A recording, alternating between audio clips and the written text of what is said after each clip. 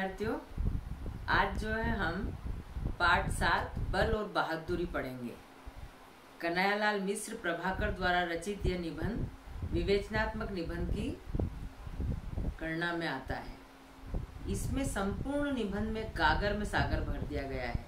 अर्थात गागर में सागर भरना मतलब कि छोटी छोटी बातों के द्वारा विस्तृत ज्ञान को इसमें वर्णित किया गया है। और ये कह सकते हैं कि इसमें सुक्तियाँ जो है समाज शैली में वर्णित है।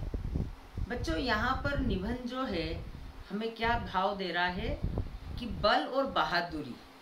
ध्यान दीजिए, बल जो है जब विवेक के साथ में काम करेगा तो वो बल अंधा नहीं होगा, और जिस बल में विवेक का ज्ञान नहीं है, मतलब विवेक और बल दोनों का सामंजस्य नहीं है, तो वो बल क्या है? फिर वो बल समाज में आतंक फैलाएगा। यहाँ पर ये जो बल बहादुरी निबंध कन्हैयालाल मिश्र द्वारा रचित जन का कल्याण करने वाला है। अर्थात समाज में ये सत्व भाव और कैसा सभी के लिए समान भाव लाने वाला है। यहाँ मैं एक एग्जाम्पल दूंगी जिससे आपको ये बात समझ में आ जाएगी कि राम और रावण दोनों में बल था। और यहाँ पर देखेंगे द्वापर में कंस और कृष्ण दोनों में बल था। लेकिन आज राम की जयंती मनाई जाती है और कृष्ण की अष्टमी मनाई जाती है। अर्थात रावण में बहुत सारी शक्ति थी, लेकिन उसने बल का क्या किया? दुरुपयोग किया, जबकि राम ने उसका सदुपयोग किया। तो ये समाज में जन कल्याण करने वाला कार्य था। इसी प्रकार कंस ने क्या किया?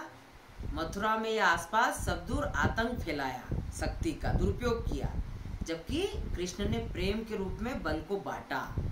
तो बल जो है पुरुषत्व के रूप में जब देखेंगे तो वो देवत्व का भाव होता है। अर्थात मैं निष्कर्ष रूप में इस चैप्टर की समरी ये ज्ञान दूंगी कि बल जब आत्मा से जुड़ा हुआ है बच्चों, तो वो प्रेम और करुणा को लेके विश्व का कल्याण करेगा। और जब शरीर रूप में क्रूरता के साथ जुड़ा हुआ रहेगा तो वो पराक्रम और शौर्यता तो लाएगा।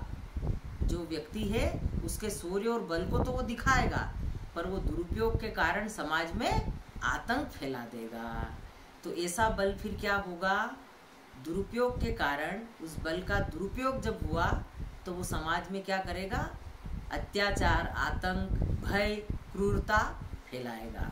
अर्थात इसकी एक लाइन ये है कि जब बल का विवेक के साथ उपयोग किया जाए तो वो क्या होगा? सात्विक बल होगा।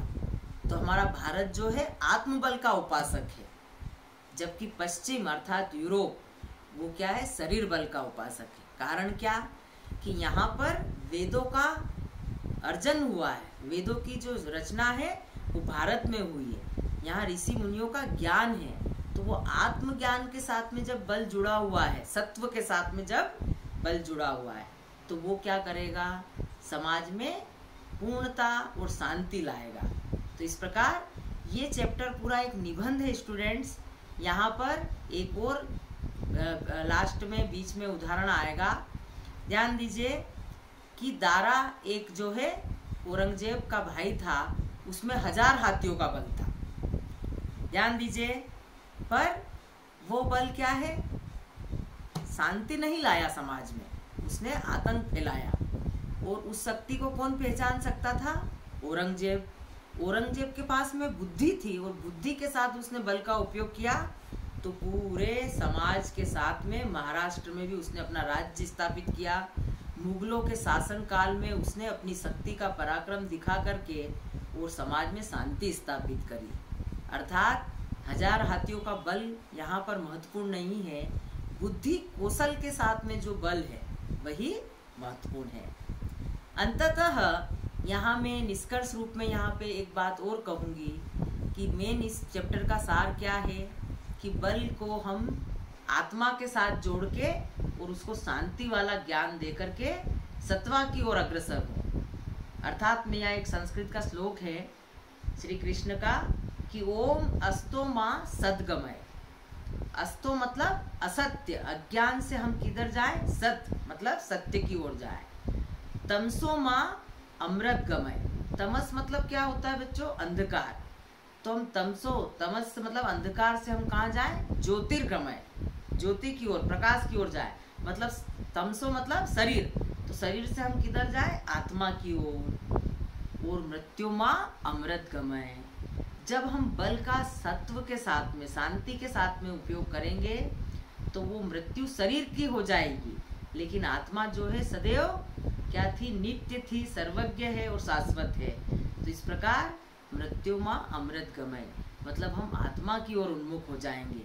तो जिस प्रकार राम और कृष्ण की जयंतियाँ मनी है, हर व्यक्ति में वह ज्ञान उपस्थित है, लेकिन उसको अंतर्मुखी होना पड़ेगा। और अंतर्मुखी जब हो जाएगा तो वो बल का क्या करेगा, सदुपयोग करेगा। इस चैप्टर को मैं पूरा आपको बुक में व्यवस्थित भेज रही हूँ, आप इसको रीडिंग करिएगा। इसमें फिर जो भी आपके डाउट हैं वो आप लोग क्या करें, निकाल के रखें, और जब अपन साथ में क्लास में रहेंगे तो मैं आप लोगों को उस डाउट को और उस चैप्टर को पूर्ण रूप से विस्तृत व्याख्यात करूंगी। कन्हैयालाल मिश्र प्रभाकर विवेचनात्मक निबंध के एक प्रमुख राइटर रहे हैं, तो इसके जीवन परिचय को भी आप विस्तृत ढंग से देखेंगे। अगेन इसके प्रश्न उत्तर बच्चों बहुत ही ज़्यादा महत्वपूर्ण हैं, भाव पल्लवन महत्वपूर्ण है, तो वो आप जरूर देखें कि सबल का बल जो है वही ज्ञानवर्धक है, और सहचर्य जो है शरीर रूप में क्रूरता का प्रतीक है। तो इस प्रकार पूर्णतः ये चैप्टर हमें राम बनने के लिए, त्रेता में राम बनने के लिए प्रेरित करेगा, और द्वापर में कृष्ण बनने के लिए प्रेरित करेगा कि हम बुद्धि को पंगु नहीं करें, बुद्धि को हम अंधा नहीं करें, और मन पर किसका नियंत्रण करें, बुद्धि का। जब बुद्धि लगाम रूप में रहेगी, सारथी रूप में रहेगी, तो मन को वो घोड़ों के रूप में रखेगी, तो जिस तरफ भी रथ मुड़ेगा उसी भाव से वो शक्ति का उपयोग हो जाएगा। अर्थात इंद्रियों को हम क्या करें, मन के द्वारा नियंत्रित करें।